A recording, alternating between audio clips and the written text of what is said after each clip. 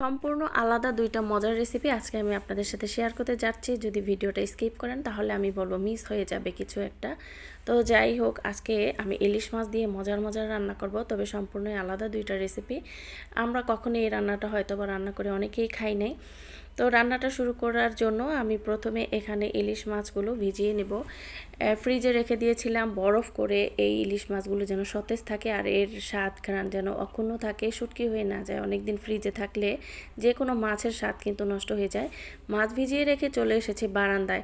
বারান্দায় আমার কতগুলো করলা গাছ, সবুজ সতেজ অনেকগুলো পাতা। এই পাতাগুলো দেখে আমার লোভ হয়। তো আমাকে কিন্তু মাঝে মধ্যে অনেকেই দুষ্টুমি করে বলে আমি নাকি ছাগল, আমি শাকসবজি বেশি খাই। তো যাই হোক, সবুজ দেখে কয়েকটা পাতা ছিঁড়ে এনে আমি এগুলোকে ভালো করে ধুয়ে পরিষ্কার করে নিব। আর কড়াইয়ে হচ্ছে একটু বেশি পরিমাণে পেঁয়াজ কুচি ভেজে নিলাম। আবার এখানে কিছু কুচি করা কাটা আলু দিয়ে দিলাম। আলুগুলো পেঁয়াজের সাথে ভেজে নেব, কাঁচামরিচ লবণ দিয়ে আলুটা যেন সিদ্ধ হয় এমনভাবে আমি ভেজে নিব। আর এইদিকে হচ্ছে মাছ খুলে গিয়েছে আমার। এই মাছ থেকে একটা সুন্দর দেখে ভালো দেখে গোল চ্যাপটা দেখে মাছ বেছে নিলাম আজকে রান্না করার জন্য। বাকি দুইটা আবারও আমি পানি দিয়ে এইভাবে ফ্রোজেন করে রাখবো। তো এই যে করলা পাতাগুলো কিন্তু কুচি কুচি করে কেটে আলুর মধ্যে দিয়ে দিলাম। এখন আলুটা সিদ্ধ হয়ে গিয়েছে আর করলা পাতাগুলো এখন নেড়ে নিব।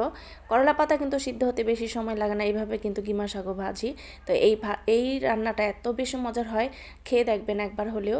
তো ইলিশ মাছটা আমি কেটে নিয়েছি, আর ইলিশ মাছের আইসটা দিয়ে কিন্তু ভর্তা খাওয়া যায়। আমি আইসটার ভর্তার একটা রেসিপি আমার পেজে শেয়ার করেছিলাম আপনাদের সাথে, চাইলে দেখে নিতে পারেন। আর এখানে ঢেঁড়স কেটে নিয়েছি, সাথে মসুর ডাল দিয়ে, টমেটো দিয়ে, পেঁয়াজ, কাঁচামরিচ, হলুদের গুঁড়া, লবণ আর হচ্ছে মরিচের গুঁড়া দিয়ে ভালো করে হাতে মাখিয়ে যেভাবে তরকারি রান্না করি সেইভাবে ইলিশ মাছের মাথাটা দিয়ে মাখিয়ে নিলাম। তো এখন অল্প করে পানি দেবো, আর এই তরকারিতে বেশি ঝোল থাকবে না। আর অন্য চুলায় আমি পেঁয়াজ ভেজে নিচ্ছি, আবারও মশলা কষিয়ে নিলাম ইলিশ মাছ রান্না করার জন্য। আর এই যে এটা বলক উঠে এসেছে, এটাকে আবার একটু নেড়ে দিচ্ছি। এই রান্নাটা কিন্তু সম্পূর্ণই নতুন, আমিও আমার জীবনে কখনো খাই নাই। আজকে মাথায় আসলো যে এইভাবে একটু রান্না করে খেয়ে দেখি, এত বেশি মজার হয়েছে, আমি তো অবাক। তো যাই হোক, ইলিশ মাছ রান্না করার জন্য মশলা কষিয়ে টমেটো দিয়ে একটু কষিয়ে নিয়েছি। বেশি করে টমেটো দিয়েছি ইলিশ মাছের এই রান্নাটাতে, একটু টমেটো বেশি দিলে তরকারিটা বেশি ভালো লাগে, আর এই তরকারিতে অনেক ঝোল দিতে হয়। এখন মশলার সাথে এপিট ওপিট ভালো করে ইলিশ মাছটাকে আমি কষিয়ে নিব, যেন মাছটা পানসে না লাগে, মশলার সাথে ভালো করে কষানো হয়। তো কিছুক্ষণ এইভাবে আবার রেখে দিব।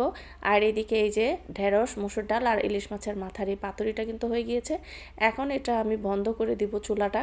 তো ঝোল দিয়ে দিচ্ছি। এই তরকারিটাতে অনেক বেশি ঝোল থাকবে, মূলত এটা ইলিশ মাছের ঝোল বলি টমেটো দিয়ে।